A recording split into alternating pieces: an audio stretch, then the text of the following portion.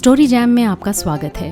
यहाँ आप सुनेंगे कहानियाँ, कुछ नई, कुछ पुरानी, कुछ जानी, कुछ अनजानी।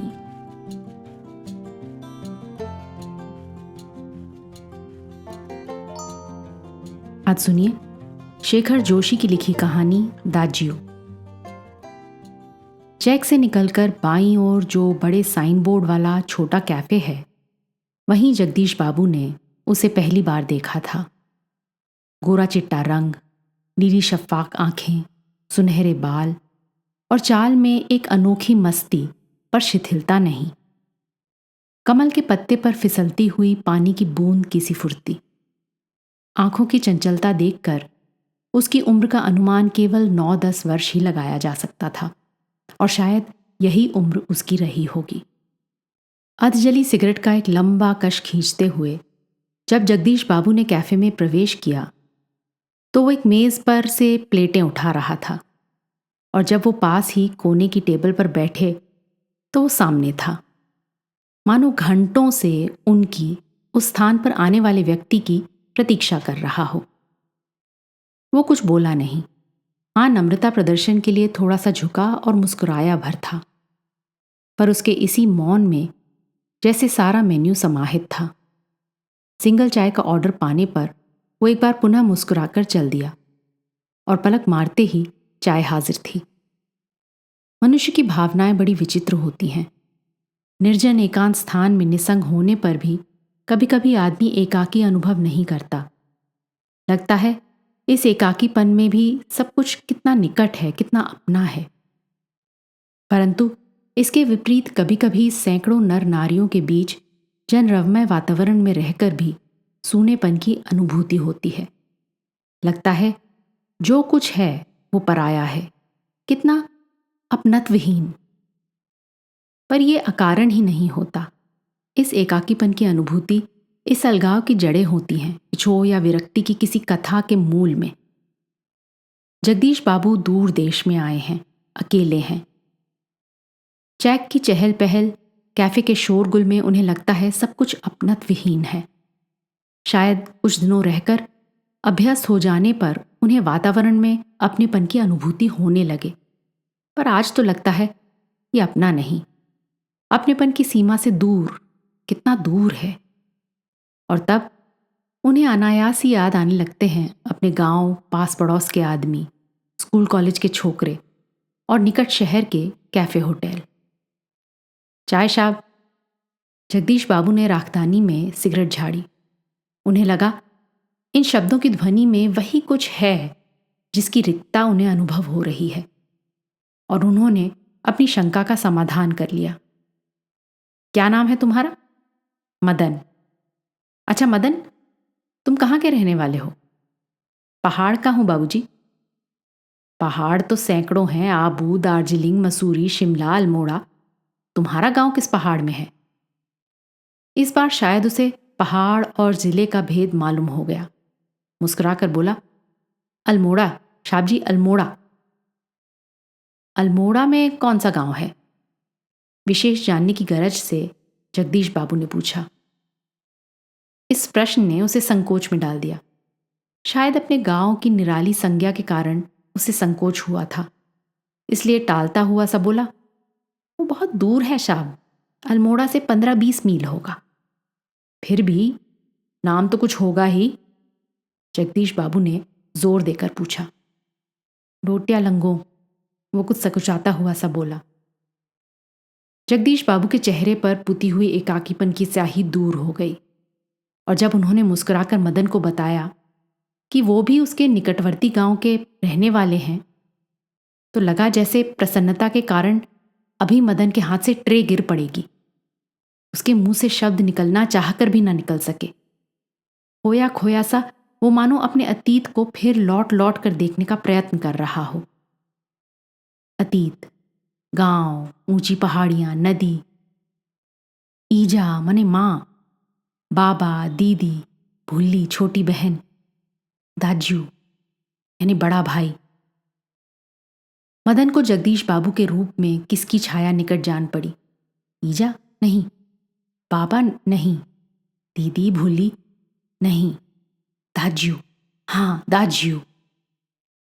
2-4 ही दिनों में मदन और जगदीश बाबू के बीच अजनबीपन की खाई दूर हो गई। टेबल पर बैठते ही मदन का स्वर सुनाई देता, दाज्यू जय हिंद। दाज्यू आज तो ठंड बहुत है। दाज्यू क्या यहां भी हिम पड़ेगा? दाज्यू आपने तो कल बहुत थोड़ा खाना खाया। तभी किसी ओर से बॉय की आवाज पड़ती और मदन उस आवाज की प्रतिध्वनि के पहुंचने से पहले ही वहां पहुंच जाता। ऑर्डर लेकर फिर जाते जाते जगदीश बाबू से पूछता, दाज्यू कोई चीज? पानी लाओ। लाया दाज्यू। दूसरी टेबल से मदन की आवाज सुनाई देती। मदन दाज्यू शब्द को उतनी ही आतुरता और लगन से दोहराता जितनी आतुरता से बहुत दिनों के बाद मिलने पर मां अपने बेटे को चूमती है। कुछ दिनों बाद जगदीश बाबू का एकाकीपन दूर हो गया। उन्हें अब चाय कैफे ही नहीं, सारा शहर अपनेपन के रंग में रंगा हुआ सा लगने लगा। परंतु अब उन्हें ये बार बार दाज्यू कहलाना अच्छा नहीं लगता। और ये मदन था कि दूसरी टेबल से भी दाज्यू। मदन इधर आओ। दाज्यू शब्द की आवृत्ति पर जगदीश बाबू के मध्यम वर्गीय संस्कार जाग उठे। अपनत्व की पतली डोरी अहम के तेज धार के आगे न टिक सकी। दाज्यू चाय लाऊं? चाय नहीं, लेकिन ये दाज्यू दाज्यू क्या चिल्लाते रहते हो दिन रात? किसी की प्रेस्टीज का ख्याल नहीं है तुम्हें? जगदीश बाबू का मुंह क्रोध के कारण तमतमा गया। शब्दों पर अधिकार नहीं रह सका। मदन प्रेस्टीज का अर्थ समझ सकेगा या नहीं, ये भी उन्हें ध्यान नहीं रहा। पर मदन बिना समझाए ही सब कुछ समझ गया था। मदन को जगदीश बाबू के व्यवहार से गहरी चोट लगी।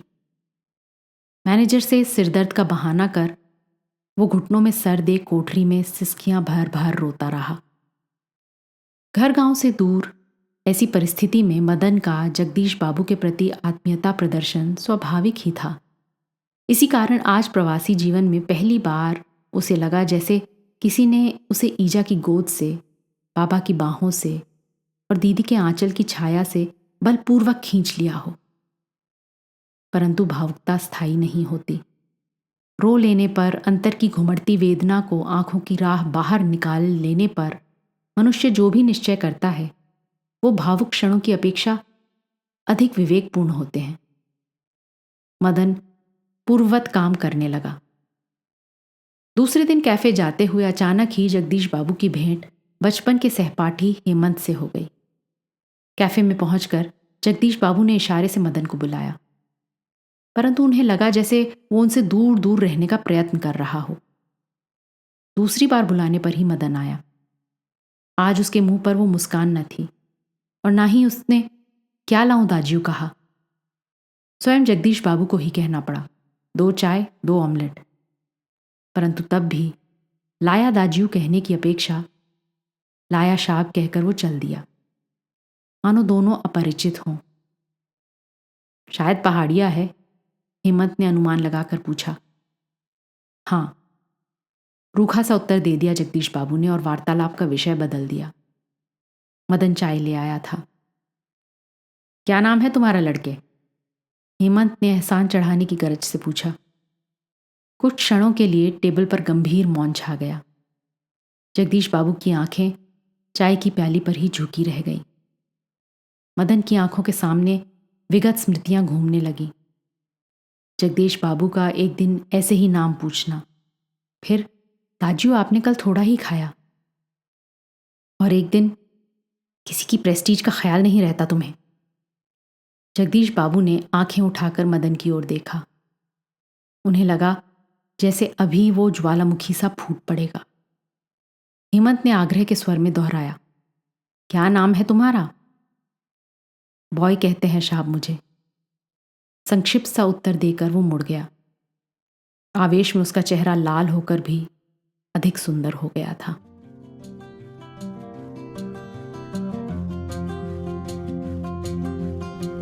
आज की कहानी आपको कैसी लगी अपने कमेंट्स ज़रूर लिखिएगा।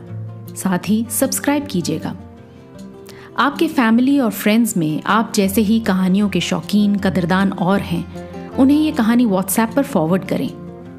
अगली बार फिर मिलेंगे एक और कहानी, लेख या कविता के साथ। तब तक अलविदा।